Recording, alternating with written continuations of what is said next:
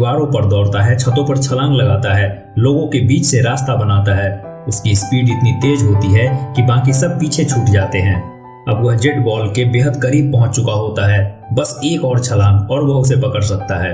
लेकिन तभी एक खतरनाक स्थिति सामने आती है। एक बैलगाड़ी तेजी से आगे बढ़ रही होती है और उसके सामने एक छोटा सा बच्चा खड़ा होता है जो खुद को बचा भी नहीं सकता।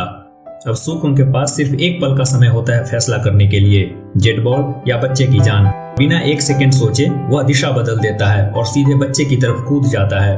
वह सही समय पर बच्चे को पकड़कर उसे सुरक्षित जगह पर फेंक देता है और खुद जमीन पर गिर जाता है।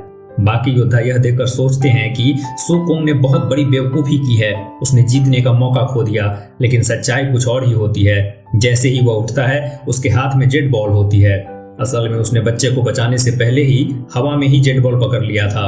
लेकिन उसकी यह जीत ज्यादा देर टिक नहीं पाती। तभी एक और योद्धा अचानक पीछे से हमला करता है। उसका नाम होता है यूकी। यूकी के पास कुछ जादुई चीजें होती है, एक अंगूठी और कंगन, जिनकी मदद से वह आसपास की चीजों को कंट्रोल कर सकता है। वह अपनी शक्ति का इस्तेमाल करता है और पीछे से सुकुंग पर हमला करता है। सुकुंग संभल नहीं पाता और उसी मौके का फायदा उठाकर यूकी जेट बॉल उससे छीन लेता है। अब सीन बदलता है और हमें दिखाया जाता है सम्राट का महल। यहाँ हमें पता चलता है कि सम्राट के दो बेटे हैं, लुओ और लुशेंग। दोनों के बीच बचपन से ही होड़ रही है कि कौन ज्यादा ताकतवर है, कौन ज्यादा योग्य है। दोनों ही उस हिडन आइलैंड पर जाना चाहते हैं और उस शक्ति को हासिल करना चाहते हैं। लेकिन जब समय आता है तो सम्राट एक बहुत बड़ा फैसला लेता है।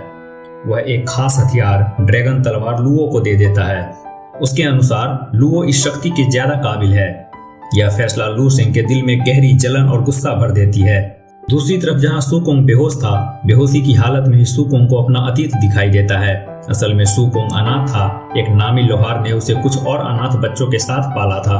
लोहार को सुकुंग में काबिलियत दिखती है और वो मार्शल आर्ट की ट्रेनिंग के लिए उसे शहर भेज देता है ट्रेनर के पास। लेकिन ये सब उनके लिए बिल्कुल भी आसान नहीं था, क्योंकि सुकुंग की ट्रेनिंग के बदले लोहार और दूसरे अनाथ बच्चों को लाखों तलवारें बनानी पड़ती है।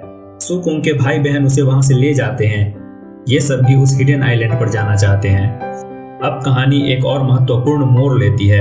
अलग अलग जगहों से चुने गए योद्धा एक खास जगह पर इकट्ठा होते हैं, जहां एक रहस्यमयी पोर्टल मौजूद होता है।